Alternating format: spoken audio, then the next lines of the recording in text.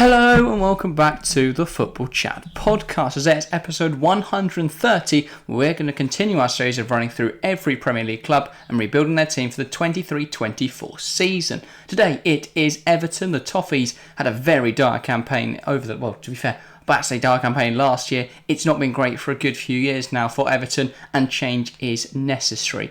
We'll start with last season as we always do. Where did it go wrong? Or, well, for a shorter answer, where did it go right? I mean, not many places. I think Sean Dyche came in, and I think if he hadn't come in, they'd probably gone down.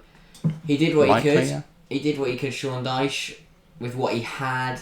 Picked up big wins. Obviously, his first game, they beat Arsenal. But I think they were very lucky to stay out this season. They were so lucky that Leicester, Leeds and Southampton were a lot worse than they were. They've been teetering now with relegation for the last few seasons, and you do get the feeling that it's sooner rather than later that Everton will be relegated, and it's a bit of a shame. But they have got a big chance this summer. I think this summer and this season is the turning point. Yeah. It's either going to be Everton rebuild the team and climb back up the league to where they belong, or Everton get relegated. I can't see them having another season of just surviving relegation. For me, it's either you bust or you back up. So it's going to be big for Everton this year. We know Farhad Moshiri has much bigger plans, though so far his reign has been horrendous. Yes, it's all been these completely unrealistic plans while actually putting none of the infrastructure in place, and then not bringing in any good signings. And as you mentioned there, Salomon Rondon was employed by the football club at one point. So a long way, a lot to do for Everton this summer. And we'll start by breaking down their squad because, well, the Bosman ruling is going to break down a lot of it because they've got 6 players leaving upon the expiration of their contract this summer.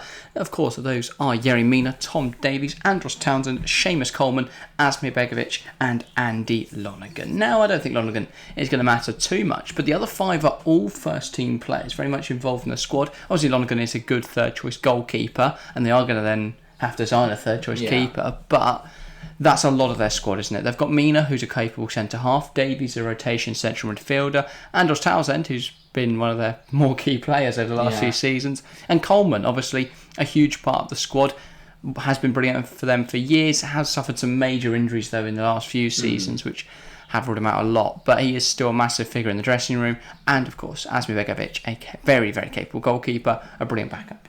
So a lot to do. Yeah. And I think, for me, I don't think they'll have too many concerns about letting all of them leave because they are replaceable. Yeah, they are. Because let's be honest, the squad from last year wasn't great, and I look at 3 or 4 of these and possibly all 5 out of 6 and go, they're definitely expendable. I think Yerry Mina could be a miss, but for the couple of seasons he's been at Everton, yes, he's been good, but he's been injured. He's a bit of a problem. Yerry Mina, there's no one's ever had a problem with how Yerry Mina plays. He's a fantastic player, but his attitude seems to be really bad from all reports, and he always seems to want to pick a fight with everyone. Whenever I've seen Yerry Mina involved in any sort of football, he's trying to scrap someone. Yeah. So that's not ideal. 2024, the contract aspirations are a much more serious issue for Everton. Now, Alex Iwobi has been one of their more key players in recent seasons. Demarai Gray, interestingly, Gray is linked with the move to Saudi Arabia. Do you see that happening? Probably. And do you think that's a saviour for Everton? Because he's not done a lot for Everton. They can get some decent money for him. 20 mil is what they've been. It's the fee being touted. I think that's a great deal for him. But 20 million. I would not pay 20 million for Demarai Gray. I don't think he's shown anything really. He's scored a couple goals, but realistically, he's not what Everton need. And £20 million, well, you can do an awful lot with £20 million. But I don't think Demarai Gray is much of an issue. I do, however, think Abdoulaye Doucouré, losing him would be a shame, especially on a free. So we've got to sign him to a new contract this summer. I think Idrissa Gueye is a really good player as well. He's not really shown much this season, but there's still a good player in there, and he's not been particularly bad, which is an upgrade on a lot of the rest of the squad. So I would definitely keep him around at least for this season. Maybe let him go at the end of his contract next summer then. And then Ellis Sims, I would sell this summer. I don't think he's good enough. Rubbish. I don't think he's rubbish. I don't think he's good enough for the Premier League yet. No. If you give him a loan, renew his contract, give him a loan, something like that could work. Yeah. But for me, it just doesn't work out. Maybe loan him this season, then you've got that safety if you go down. If he could definitely tear up the Championship. So for me, yeah, maybe renew his contract, give him another couple of seasons, and loan him out this summer. But V's not going to be involved with the first team, I don't think. So yeah, a lot to address then. Shall we run through the squad and do our keep or sell? A lot of players to look at here.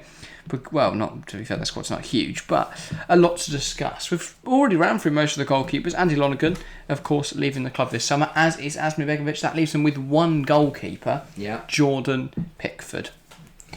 I think he's brilliant. I think he's brilliant. Very, very capable goalkeeper. I think often he gets a lot of unfair flack because he concedes for Everton quite frequently. But when you consider the volume of shots that Everton concede, maybe not under Dyche, but under every other manager he's played under, they concede so many shots. The defence is porous. It's like a sieve. Everything goes through. Eventually, some things stay in a sieve, but this is a really holy sieve. Oh, so many holes. But yeah, the shots he has to face. I mean, that's why he picks up so many saves, and I think he's been really crucial for Everton. They could sell him, I think, if you get the right price. I know Tottenham have been rumoured to be interested, and so have Manchester United, so maybe around that £40-50 million mark, you're looking at an absolute... You can't really say no to that, so... But if they don't get that, I would definitely keep him. Yeah, I just think he's that type of goalkeeper that can change a game. Can keep you in the game. Change a game. He can. Scores for a corner. Oh yeah, I was surprised. Very good from the penalty spot. Yeah, probably not as great at heading. He's 4 foot. Okay. But Jordan Pickford's a keeper. Yeah. That's a fairly obvious one. Into defence then, Seamus Coleman obviously leaving the club. James Tarkowski is the next on the list. Big keep. He had a good season. Yeah. He's a player that's played a lot under Sean Dyche before, and I think if you can reignite that partnership between him and Cody, obviously they would have to sign Cody on a permanent. Yeah. But if they could do that, that would be useful. I don't think they've been too particularly bad. But also, maybe even if you don't bring Cody back, you're going to have Ben Godfrey at the club. Yeah. So those two could strike a bit of a partnership there. So for me, James Tarkowski is a keep. Connor Cody, then. Would you bring him back from the loan? 100%. He was magnificent. Okay. Yeah, probably going to be around that £10 million mark, I would say. I don't think Wolves could be too bothered about getting more. They've already got their healthy payday from letting Ruben Neves leave. So, yeah, I think Cody's been clearly one of Everton's most key performers this season. And I think if they could bring him in this summer, that would be a good bit of business. So I would say sign. Yeah. Not a keep or a sell, but bring him into the club. Michael Keane. I think he's a fine fourth choice. Yeah, really decent fourth choice actually. Maybe even fifth choice if you could get another centre half on the relatively cheap. He's played under this manager before, Sean Dyche, don't know why I forgot his name. But if they play a 3-back like they did in the final game of the season, which I could see if you've got James Garner right wing back and Vitaly Mykolenko, or even Dwight McNeil at left wing back, then something like that could work. So I think for a 3-back you're going to want more centre halves. Keeping Keane around, especially when you're losing Mina, is a great idea, and with Godfrey's injury history. Means obviously leaving Mason Holgate. Again, I think he's a fine rotation. Is he? I think if you can get any money for him, a championship club would be willing to pay 6, 7, 8 mil. Yeah, probably for Nathan Holgate. I think you can definitely sell him and turn a really nice profit there. Ben Godfrey, keep. It's an obvious, just you've got to keep him. He's a really, really good player. Struggled with injuries, but he's a sensational player. And if he stays fit, in a 3-back, I think that could really work. A Cody Tarkowski, Godfrey 3-back could really work. Yeah, but a lot of them are crap. I mean, they've only got 5 to be fair. One of which is Mason Holgate, another which is Yerry Mina. Yeah. And Cody's not even officially signed on the club. So yeah, that could be a problem. Yeah. Ruben Vinagre then has been out on loan, I believe. Oh no, he was on loan at Everton. Yeah. I would not be renewing that. I would let him go back to Sporting Lisbon. He's played 2 matches, got injured. That was it. Yeah. Not brilliant at all. So I would not be re-signing him. Nope. So that is a sell. Or well, don't bring him back. Vitaly Mykolenko. Definite keep.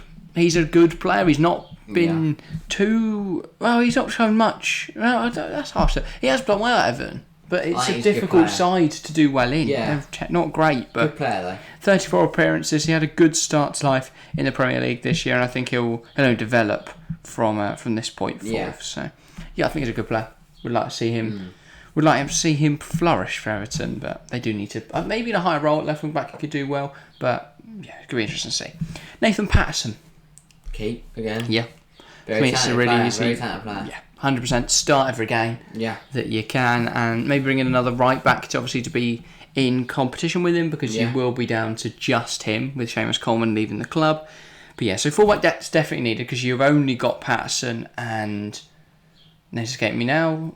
No, Michael Anchor, we're just talking about him. Yeah. But they've only got those two. Garner, if they play right wing backs, Garner could play there. Or even right back. We're seeing him play there currently for the England U21s. So Patterson could maybe use some backup there. If not, Garner, I guess, could play there. On the left hand side, if they play a 5 back, then McNeil could play left wing back. Yeah. If not, you are probably going to want to bring in a left wing back. Left back. Into the midfield, then we've already spoken about Idrissa Gana Gay and Abdoulaye Doucouré and Alex Iwobi and Tom Davies. But James Garner is up next. Yeah, played really well, didn't he? Yeah. In all the minutes he's got this season, he's clearly a good player. And I think if you can, he's versatile, so he can play him right back, you can play him central midfield. Definitely options there. He could definitely start next season, especially given their lack of midfielders. Would not be selling midfielders at this point. No. And then it is Amadou Onana, the only one left on this list. And for me, I'm torn here because he's a really, really good player. But he's also valued around 50 to 60 mil. For the right price, you sell him. But if not, you keep him happily. Chelsea are apparently rumoured to be interested. I think if you can rinse them for 50, 60 million pounds, you can probably replace him with a player of a similar quality. But this is an element of the recruitment at Everton that's been really weird. Like, Onana's a great signing. Richarlison was a great signing. Then we'll turn healthy profits on Nathan Patterson as well. But then you've got the weird signings that are still stuck at the club. And, it's a bit of a mess. And now we get to the strikers and you can see a great demonstration of the weird signings. First up, Andros Townsend, we've already spoken about. Neil Maupay then. Why are they signing? What a pointless transfer. He's so bad. He's just a shithouse, so I guess you just sit him on the bench and let him abuse people. They signed him on deadline day, didn't they? Yeah. And I just don't get it. I don't get why anyone want Neil Maupay. He didn't score for them. He played 1 goal. 27 appearances, 1 goal. Mental. Just 11 of those are starts, but still. There's a reason Brighton left. You think he'd kick it in the net at some point, just didn't do anything all season. No. And I wouldn't be playing him at all next season. I'd bring in a starting striker and have either play him another striker with Dominic Calvert-Lewin or as Calvert-Lewin as a backup. So Calvert-Lewin as well while we're at it. Yeah, is a keep for me. Oh, actually, magical. He's a good player. Very, very good. I would have fears around his injuries. I think that's a massive problem. If you bring in a backup for him, then that makes sense. Because at the moment, he gets injured, and because they don't have backup, they're bringing in Damari Gray and Darwin Hill for the middle. Or a strike partner. That could also work really well. Especially if you sell Gray, you're not going to have any wingers. Get him a Matty Vidra. So, probably not Matty Vidra. Not exactly Matty Vidra, but a similar player. But, little and large could work. Yeah. And actually, the player that I've listed as a potential option to bring in could play that role really nicely. Ooh. Damari Gray. Sell. Oh, yeah. As Saudi are interested, you're not going to be able to compete on wages, and you're going to pocket a lovely 15-odd million pounds and not leave, not lose them for nothing at the end of the season. So for me, it's an obvious sale. Makes a lot of sense. It shows the Saudis don't really know what they're doing at times when they're going for Damari Gray. But just chuck money where they can. Yeah, an interesting transfer. Yeah. I think it's good for Everton, though. Yeah, very good for Everton to be able to cash in on him. Dwight McNeil. Okay. Yeah. Good player. Knows the manager really well, played for him for a while at Burnley. I think what we're learning in the squad is there are actually some good players. If you utilise them correctly, this Everton squad can do bits. Yeah. It's just whether they're utilised correctly. Yeah. But yeah. And then it is Ellis Sims as well at the bottom of our list, who we are not keeping around. Yeah, let him go, he's rubbish. Or loan him out. Loan him outside and something like that can work. But would not have him as an option. So there are a few areas which should be addressed then. I think centre-half could be useful if you lose Mina. Potentially sell Holgate. Don't bring in Cody. Or actually, Cody was one on my list. So if you don't bring, I would say bring Cody back. Yeah. But one more centre half maybe.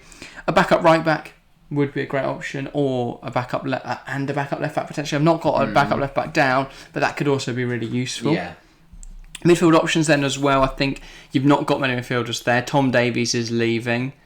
Iwobi's only got a year left in his contract. Doucouré potentially leaving next summer as well. Onana potentially leaving this summer because there's interest in him. So midfield options are going to be useful. A starting winger to replace Andros Townsend leaving the club. Though again, I'd want someone that can also play in the middle in case you don't play with wingers. Yeah. So that could be really useful there. And then a starting forward, someone that can either play alongside Dominic Calvert-Lewin or as his understudy or starting ahead of him, especially if Dominic Calvert-Lewin is injured again. So we'll start at the back then, as we always do. Some centre halves then. So Conor Cody, as already mentioned, £10 million. Great signing, knows the club, knows the manager, worked really well in that system last year. Makes a lot of sense. Can play a back three as well, so if they do choose to go for that in the centre of that back three, he'll work really nicely. Another player then I have highlighted is Andre Girotto. Plays for FC Nantes, is already into his 30s now, but I don't think age is too much of a problem. They need to just sign some players that are good players, and he's good at playing out with the ball at his feet. That's not necessarily what Sean Dyche wants, but maybe we'll get a bit of Dyche for where they're playing some possession football. Never. He's good in the air, could do a job. I think as just another centre half, another body, he'll be good. And for around £5 million, I think you get yourself a bargain there. Probably a little short for a Sean Dyche system, but if you play a three back, he'll manage. That could work very nicely. Back up right back then, I have gone for Hector Bellerin. Ooh. Available on a free transfer. This one's a bit of a thing because I know Garner can play there. Yeah. But I think just to have another player in at right back could be really useful. He could play left back as well, could cover there. So that does give you some options. Yeah, I think he's a fine player. He's probably not. I don't want him to play too much. I would probably play Garner in that role ahead of him. But if worse comes to worse, a good player to have as an option there. And more than capable to play right back. So I think Hector Bellerin on a free makes a lot of sense for all parties. I don't think he's going to have too high wage demands considering his injury history and the fact he hasn't got a club. So that could be really useful there. So free transfer for Hector Bellerin makes a lot of sense. Then in midfield, I have gone for a player that a lot of viewers, and maybe even you, may not be familiar with. The Czech midfielder currently playing for FC Twente, Michal Sadilek. Now, his numbers look incredible on FB Ref. He's a brilliant box-to-box midfielder and incredibly cheap. Now, Twente have had a great 2 seasons now. They got European football for 2 consecutive years. They've been really, really good, and they've got a good young side. I wanted to go and get Ramaz Zarouki. I think he'd really suit the side, but Feyenoord have already bought him for £8 million, which is a bargain. And I think Sadilek would be around that same price, that £8 million mark. I think he's a really good player. I think he's a really, really decent player. A good midfield, a lot of energy there, and a perfect Onana sort of replacement if Onana is to leave the club this summer. But sounds good. Yeah, overall, I think he's great. Do you know him? No. Okay, fair enough. I thought it'd be a lot less known, but I wanted to go for a target that's a bit more out there, a bit more rogue. But really good player in my opinion. Then a starting winger that can also cover in the middle. I think this one's actually a really great idea. Lucas Moura. Ooh. Premier League experienced, can cut in and off that right wing and score some goals, but could also play as a sort of a second striker or as a attacking midfielder behind 2 strikers. In which case you create a really interesting. He's very versatile. Can play he's a really good player. Really good player. And he's shown that for Tottenham in his time. I think at Everton, where he'd almost be more of the star man. At times, he could definitely. If he takes on a more starting role, maybe he'll be more crucial, score more goals. I think he's shown his quality, and I think he could do a job for him. And his versatility makes him really, really useful for that. And his experience. He's played in the Premier League. He's played in the Champions League final. No one else in the Everton squad can claim that. They've only got one Champions League winner, I believe, is Asmir Begovic. I think he won it. Was he there in 2012? Maybe not. No. But still, he'd be a big experience, wouldn't he? But and then finally, now this one is the roguest, not the roguest, but the biggest shout I've gone for in this rebuild. Monaco striker Wissam Ben Yedder. Wow. He's only got a year left on his contract, I believe, and he's already over that 30 hill. So for me, just makes a lot of sense. Monaco would probably be happy to sell at the right price. He would probably like that shot at the Premier League, which he hasn't had in his career yet. It would be a chance to get the Premier League, but it would be swatting Champions League football for a relegation. Am Monaco in Champions League? Yeah, I think so. I couldn't tell you. I haven't seen the league this season. They're in Europe anyway, so... Yeah, of course, but... Yeah, no, Monaco are not in Europe. Monaco finished 6th. Well, I'll take that back. He will leave. So I put a fee of £25 million. I think that's a great deal for Everton, in all honesty. He is a lot more diminutive than Dominic Calvert-Lewin, but that could really work well. Could play out wide, even really necessary, though I'd like him through the middle. Could start as a lone striker, could play in a 2 with Calvert-Lewin. For me, he's a really good player, a great finisher, good goal scorer, and a bit of a leader as well. They lack leaders, I think, so he could definitely be that. And yeah, I think, for me, just watching Sean Dyche communicating with Wissam Ben Yedder sounds very fun. What a picture that would be if he's got his arm around you. Great time. He doesn't take that, profile really of a Sean Dyche striker. But if you think about Matty Vidra and how useful he was for Sean Dyche, he could really work in that role, especially if they play with 2 strikers. Again, I am theorising they'll play with 3 backs. They didn't really last season. They played a 4-2-3-1, 4-3-3 at times. But the final day of the season, I thought they actually played their best football when they played that 3-4-1-2 or 3-4-3. So I think that could really work. If you keep Onana, playing him as an attack midfielder could really work. Yeah. Especially then if you've got Gay and Garner, or Gay and Doucouré playing as a pivot. I think that could really, really work. And Garner could then play right wing back, Patterson potentially there. I think the squad makes sense for a 3-4-1-2, in my opinion. Yeah. You bring in Moura, he can play that attacking mid-role. You bring in Ben Yedder, who can play one of the strikers. You probably want to bring in one more striker if you're going to play a 2, or keep Sims. So probably bring in another striker. But I think for me, these additions make sense. And for £48 million, to bring in Giroto, Cody, Bellerin, Sadilek, Moura and Ben Yedder, that's 6 transfers that can really make a difference. That replaces the 6 that are leaving. I didn't really think about the goalkeeper situation, but you definitely need to bring in goalkeepers, obviously. You can find backup goalkeepers to sit around. Yeah, you probably can. Steer somewhere. I think those additions, they're definitely improvements of what they got now. I think it will be a big thing for the season. Yeah, so without the improvements, where do we see Everton? Relegated.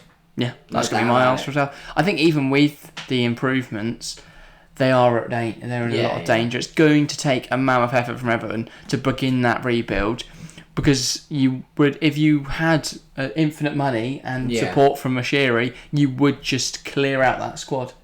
But the problem is Everton don't have infinite money. They've spent loads on a stadium that isn't even built yet. Yeah. So they're in a lot of trouble at the moment, Everton, and I feel for Everton fans because it's a club that's enriched in history, and there's immense pride amongst Everton fans, and yet their club is what would you say? I can't remember what the phrase is, but it's a thing of their former self. Yeah. It's a shame. It's a shame to see them at the moment because they're not what they used to be, and hopefully they can return to being a side that, because they were brilliant. They used to be really good. Obviously, they were super successful back in the day, and then in the sort of more recent history, under David Moyes, European football was very much a frequency. Donnelly Lukaku at the wheel. Exactly, Donnelly Lukaku, Ross Barkley. But under Mashiri, it's just not been successful. Yeah. His reign's been really bad. But I think there is a comeback for him. I don't think it's over yet. Maybe. The stadium could be a big thing for them, and I don't know. The fans are brilliant. If they can stay up and avoid having to pay all the loans and stuff, and all their financial problems can subside, I think they can do well. Because their recruitment's not horrendous at times. No. And they're bringing players like Richarlison, Garner, Patterson, Onana. Their players that can be sold. They've just got to stop buying Cenk Tozens and Salomon Rondons and Davy Claessens. Those type signings that just don't make any sense and then don't return them any profit. But even Mina was a good bit of business. Like signing a Barcelona centre half, young Barcelona centre back makes a lot of sense. But in fact, on the topic of Barcelona players, Arnau Tenas has announced he won't stay at Barcelona, so that could be a great option as a backup goalkeeper. Really, really good young keeper, so could bring him in. Anyway. Besides the point, that is all from us today. Hope you've enjoyed. Everton fans, if you found our takes absolutely preposterous, I think that's the right word, then please do comment that. Leave some feedback in the comments below. Try not to be too harsh though.